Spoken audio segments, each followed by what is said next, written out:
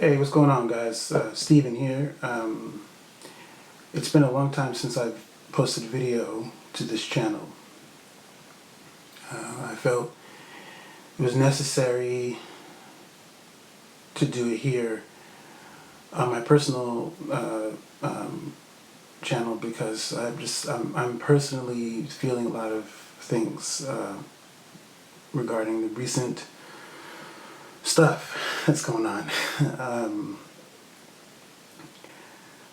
It's been a heck of a week, and I feel compelled now to speak on a few things. If you'll bear with me, this is I don't know what this is going to be. This is probably going to be probably the first in a handful of videos about my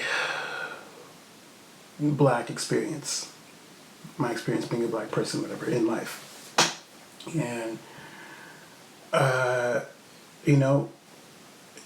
in the midst of a pandemic, so there's a lot of fear, a lot of stuff going on regarding that, and then obviously with the recent news regarding the George Floyd's murder, and on the heels of the Breonna Taylor stuff, and then Ahmaud Arbery stuff, there's a lot happening at the same time, and I think the reason now that those of you who know me, I'm pretty. I usually stay quiet depending on how I'm feeling or whatever it is on things like this, because I know people have a lot of opinions about race, and even if you're talking about your own personal story, there seems to be this. I don't know. The approach, the response you get is that there are people out there, even people close to you, who are maybe not realizing all the time that they are devaluing your experience, or they are not willing to just hear what is true for you. There are always questions as to the validity of your own feelings and things. So I just generally try to. I just have historically stayed clear from that kind of thing. I mean, I do. Some of you know. I'm a writer. So occasionally I will write about stuff, but I feel that's one of the things that I find myself wrestling with. Some of you may know, my head is fantasy, sci-fi, superhero stuff, and like cool things that I think are cool that I write about, and that's where my head lives. But occasionally there comes a time when there is conflict with that, and this has happened, at various stages in my life, and now, this is me coming from a place of being post. There's been a lot of emotions this week, a lot of a lot of stuff coming up, a lot of things that are personally triggering because of my own personal experiences, and I feel like, how can I think about science fiction, fun, superhero type stuff, and enjoy that while knowing that people who look like me are being killed.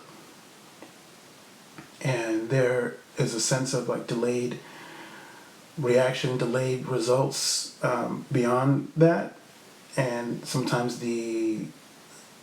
what happens to the sort of the police officers, the people who are involved in, who are committing these crimes, are not getting justice, is not properly being served, and if it is, it's like a too little, too late, and it doesn't change much. On the one hand, with what's going on with George Floyd, you might say, well, after this it'll be different. His video was publicized, and people are standing in agreement that what happened was wrong, and it'll change. Personally, I'm not sure I believe that fully. I don't think I will until it actually happens. Until it's just, we wake up one day and there are actual things happening that signal, okay, things are equal, things are, but I don't know that it's going to change overnight. And of the main reasons I think I'm come here to make this video is because this particular week, I'd heard about George Floyd's murder on Monday morning. Immediately I was triggered because personally I was processing, learning about Breonna Taylor, and still dealing with actually writing things inspired by the Ahmaud Arbery situation, because there's a personal story that connects that I have that I could have been Ahmaud, and I could have been George Floyd, and I just I got lucky. I think some of those things will probably be in another video. This video, I want to talk about what the George Floyd situation has brought up for me. Now, obviously, there's protests happening. Some are peaceful. In some places, it's not anymore. Like there are riots, demonstrations, some things happening, even to today. And one of the ways I thought I could contribute to the conversation and to what's happening is to share my voice. And I feel like as a writer, I almost feel responsible. I have a responsibility, I think, to do that. What the heck do I have why write if you're not going to talk about some of these things? I had a professor, one of my first creative writing professors, who I kept in touch with. She knew the kind of stuff that I was writing, superhero stuff. When I met her one day, and I went to just meet her just years after I graduated, and she said, "Hey, I know you like, comic books and whatever, things like that, but I'm more interested in. You should talk about your experiences as a black man. I know you have stories. I'm sure you have. That's a very interesting lens. I'd love to hear how you experience that." And she was someone who was very aware as a Iranian woman who had a lot of some of her work dealt with her own personal experiences with race and discrimination and things. And she was very fascinated with the idea that I talk about my experiences. So here I am, thinking about, like, I can't not now. I'm at the place where I feel like I have to, and some of you, who know me, you may have seen some of the stuff that I've written that relates to race or whatever. But I haven't really actually got on camera and and talked about this kind of thing as it relates to me personally. Some of you have seen other videos on my other channel, the C4C channel, where all my movie reviews are, and maybe some of the movies talk about race or whatever it is, and there's some things in there. But this is different. This is very personal, and I feel like I have to share it. I feel like I'm compelled to share it. So there's two things about. Well, one main thing. The George Floyd situation hit me on Monday, and I was overcome with emotion. I, started watching videos and looking at the discussions that people were having. I was having my own discussions with friends from Monday to now. It's now Saturday, and there's been a range of opinions and stuff. And I know that again, this is not me trying to. I'm going to tell a story, and I'm not villainizing white people or police. I have friends on the force. I know that the job they do is not easy. Like, they're putting their lives on the line to serve and protect their community. And I recognize that. I've had positive experiences with police officers. But I've also had unfortunately, some negative and scary and frankly traumatic experiences that still live with me. And it terrifies me every time I see a police officer just on the street, just worrying about, like, okay, you don't want to be you don't want to be a target, so you keep walking. And some of this comes from, a lot of this actually comes from, what I've experienced. And I think seeing the officer whose knee was on George Floyd's neck was what really got me. Because it immediately took me back to an experience I had as a kid. I was 10 years old in elementary school, and some of you may have been in my, some of you may have seen this in my fifth grade class. Remember Miss Hamoka? We had a police officer from San Jose PD come to the media center to talk about his job, and we were all, oh, that's cool. A police officer's going to come to the school and just listen to what he's talking about. And people asked him about this is right after the LA riots, like several months after the LA riots. I remember, and it's funny how the LA riots for me, seeing what's happening now in response to George Floyd's murder, with the riots, the looting, the protests, and National Guard, and people, how cities are handling what's happening takes me back immediately to, obviously Ferguson, there are other places where similar scenes have been depicted, but because my head went back to fifth grade from having seen the initial stuff earlier this week, I remembered the LA riots and people's response to the police officers who beat Rodney King being acquitted, and that was the results. People don't condone riots or acts of violence and anything like that. I mean, no one is saying that's a good thing, but it's a understandable response, and that's what's happening now. And so, following the riots, we had the officer come to our school, and he got to talking about his job, and students were asking questions. One student asked about his gun, and is it real, and how heavy is it, and do you need two hands to use it? And so the officer was talking about what kind of caliber it was, and and how it's not a toy, and regular questions. And someone else asked about why do regular questions. What's a day-to-day job? What's your day-to-day like?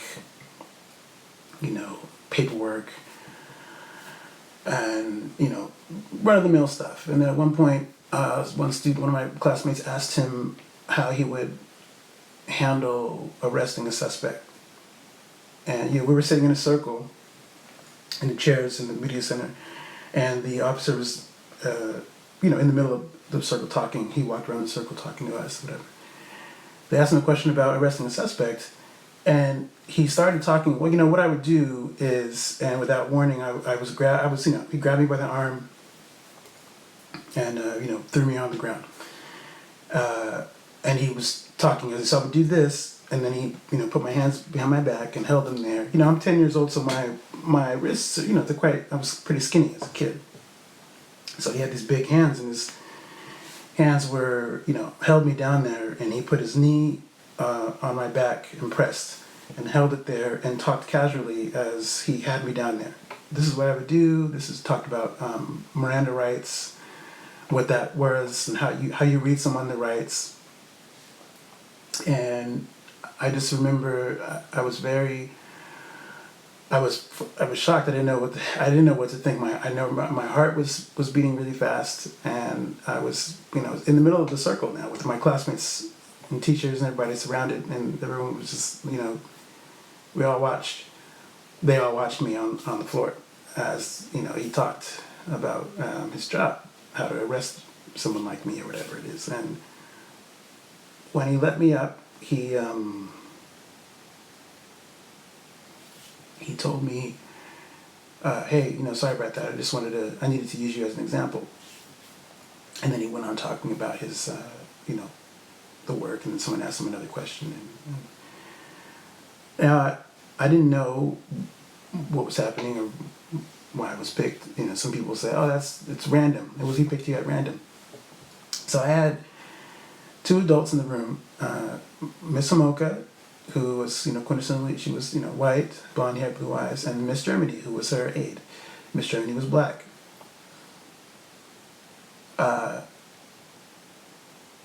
She felt like she knew why the officer picked me.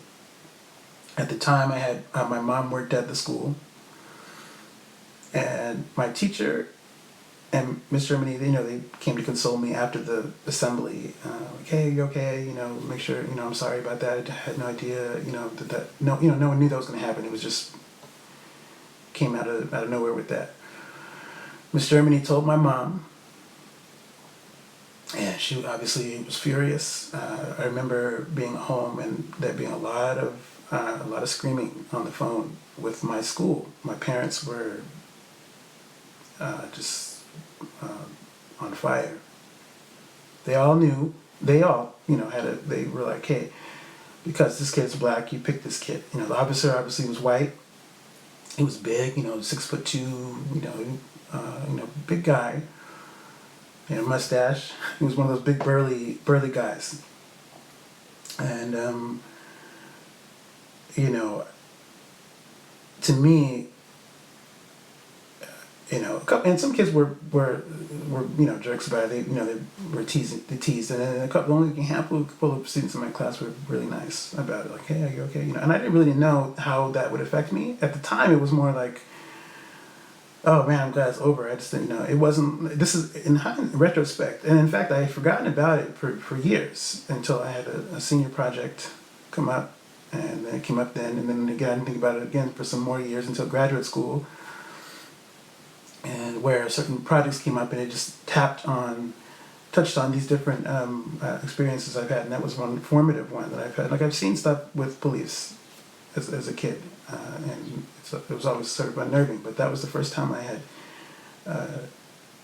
experienced something that was scary. And when you're down there, you factually can't breathe, right? You have someone's weight on you. So to see the knee on George Floyd's neck, and immediately feeling the knee on my 10-year-old, frame on the rib cage where, anything could happen. He was down there. He was, it didn't last like 10 minutes. It was, a couple minutes as he was explaining, but his weight on my 10-year-old frame on the floor, you could have broken a rib. He was holding my hands pretty tightly. You could have broken a wrist. Something could have happened. And, it was only in retrospect that that kind of thing that I didn't know that would subconsciously affect how I see police, how I was seeing them as a kid, and how I see them as an adult. Just sort of there's a concern that there is a target that because when I know now, as a kid you're taught, like, so to learn that kind of lesson as a kid, that there's a fear there towards someone whose job it is to serve and protect you. That does something, and I think I'm still sort of working out how that has affected me. I think it's still sort of evolving, but and people have said, I've had this conversation with people, and people say, "Oh, that was in the past, and you need to let that go." Sometimes you just gotta move on, and yeah, you got to move on. But I learned recently. I had a course this week with my graduate school.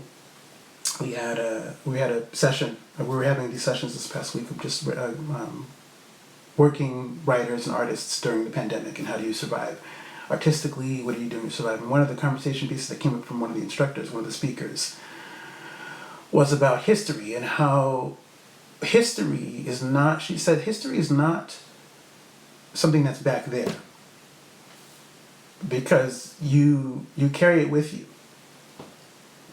So in your present, that history is there in the present with you, and it made sense, the connection of like, well, if someone says, well, you need to let that go, you just that happened when you were a kid, but that still lives with me. It comes up periodically. Or on and off, and that kid is still here. I mean, we all have a kid that's still inside us. That kid is still there, and so now I'm speaking for that kid who couldn't speak really at the time, and this goes back to me being a writer. You have a voice for George Floyd, Breonna Taylor, and Ahmaud Arbery no longer have the ability to speak. And someone has to speak for them. Never mind, there are a lot of people right now who are doing that. I feel like personally, I can't, pretend like everything is okay, because it's not. It's not. It's not okay. I'm not okay. Even after, I understand the officer who was directly responsible for George Floyd's death has been, arrested and charged. Part of it feels, that's okay, good. And part of that feels, too little, too late, too late. It's, it should have happened immediately. And, it just, part of it is, well, a lot of it has to do with just, I think there are people who don't understand what that experience is like, unless it's happened to them directly or someone they know. And then people who, even if you do know people that have experienced different things like that, sometimes it's hard to understand. And so I don't think it's conscious all the time that people are they're saying things that they're trying to be helpful, but it's not helpful to say, let that go, and no one's holding on to it. Or let's say, then let's not talk about it. It has nothing to do with race. That was just a fluke. And for me, my first thought for instances like that is never to go to race. If I'm in spaces, or if I've been in spaces where, someone looks at me weird, or, someone does a weird thing, because, my first thought is like, oh, hopefully, I feel like I try to do my best to not be in people's way and not be perceived as a threat, because I'm aware of how I have been seen, and I know that there's something there have been experiences that have been race related. And so to not talk about it doesn't mean it's not there. Doesn't mean that race isn't something that I have to contend with, and people who look like me have to contend with, because they do. That's the reality of the situation. And and again, I want to be clear to my friends who may be watching this. I love you. I'm not making any indirect comments, passive aggressive things about anyone who said anything that has related to those things. I'm speaking from my personal experience. This has been my experience. Obviously, you're going to have your opinion on that, and I respect that. And I would hope that I would be afforded the same respect to share my opinion, or just to have an opinion on something. This is something that I think now it's become, it's just this week I had conversations with a handful of friends about what's been happening, and there's a couple of them, who, just don't want to talk about race. Or it's like, if you bring up anything related to race, even remotely related, then it's like you're the one who's bringing it up, so you're the one who's racist. Well, I'm not bringing it up just to bring it up. I'm telling you as it relates to my experience and what I have experienced, and how I know that certain things that, maybe it was, and I know as I've gotten older that those things seem a little bit clearer, but you can't always talk about those things because it's just happening to me. And you don't know that there's always a safety to share those things with people. And people who are close to you, you go, oh man, that's racist. And they'll say something like, well, how do you know it's racist? How can you tell? Do you have proof? There's like, I don't have proof, but it's, I don't know that I need it when I know what's happened to me, in that way. Like and it's a hard kind of thing to get people to understand what that is. And, to understand what it's like to be afraid for your life, walking home from school, or, to think that you're going to be shot on the way to the grocery store, being stopped just randomly, just like, it feels random, or being, it's assumed that you look like this person who committed this crime, or whatever it is. These are things that I've personally experienced, and it's a scary thing. And you don't really get for me anyway. I don't know that I've ever really gotten over the fear of that, because I guess I could walk down the street right now and be concerned about if I see a police officer, or I'm worried about, like, right now we're living, the pandemic stuff is happening, and some things, some of my dad isn't doing great. His health is not great, not in the greatest way. So sometimes there are things that need to happen that he cannot physically do, and so then I have to do those things. Sometimes I have to do those things. I'm close-ish when I'm in the area. Splitting time between being around family and doing my own thing, and sometimes I have to do those things. There's a fear, especially now with the police force and stuff out, trying to make sure everything is cool. Being out on the street just to go take care of an essential function, something that my dad can't do, or do some other thing that's family related. To be afraid that you have to just keep going because there's cops over here, there's cops over here. They're just do your thing. Just, that's how I move. And try to be very. There's always an internal, like, you're worried about being like you're walking too suspiciously. You're too tense. There's something they're gonna sense. This guy's walking weird.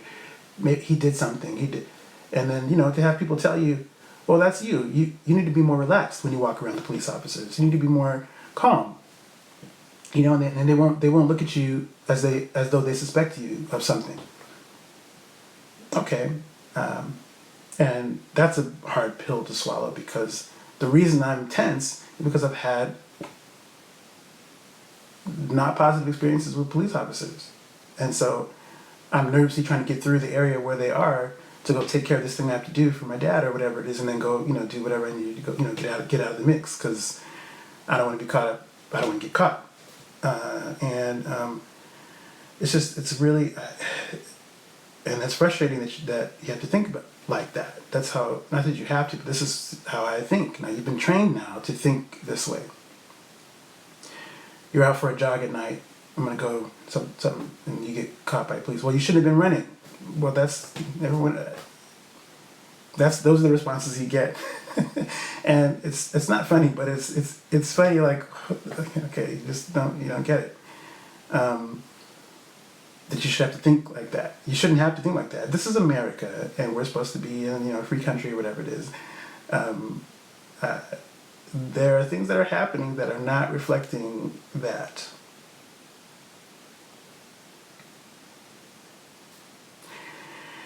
And the fact that black people are still being murdered today. We're in 2020. Today. It's beyond ridiculous. So it's frustrating, and it's just like you feel exhausted, and the emotions are just like, oh, man. And then you think, for me, I'm thinking that could be me. It could have been me, and it could still be me. Right now, that's a fear I have. That's a concern I have, and I think there are other black people I've talked to who share this concern, that there's a legit fear.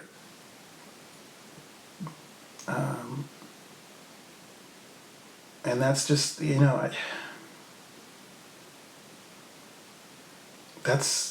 that's the reality. That's the reality we're living in. It's certainly my reality. And so I don't know. And all of this is just to get. This is really about putting my story out there. The story of sort of my black experience, because I feel like it's necessary now. Like, it was always necessary, but I don't know how to not do it now. I have to be like, this is everything's happening is too ridiculous out there. It's just, and my hope is that the next few days, few weeks, as everything dies down, that hopefully there won't be any more. At least for the foreseeable future. This has been ridiculous to have like weeks and weeks back to back of news relating to violence and injustices, committed against the black bodies, and you know, so anyway, this is the first sort of chapter of one of the stories I wanted to share, and hopefully that it helps someone. I mean, it's helpful for me. I needed to process this. I need to come here, and I mean, I don't know whoever will see this. I'm not quite, whatever happens with that. But I'll be back. I have, I think I have more things to say, but I think I'll end it there and just say, look, I hope everyone is safe, and taking care of each other and your families, and I just, I have to hold fast through this sort of tumultuous time, because it is tough. It's a tough time right now, and hoping to see a light at the end of the tunnel at some time soon. But anyway, thank you for your time, and thank you for listening to my story. I hope it does someone some good. And I welcome any thoughts people have to share about it. This has just been my experience. You have what you have to say about it, or what you think about it, and this has just been where I'm coming from. So thank you, and hope you all have as pleasant a weekend as you can. Okay, I'll see you guys back here later.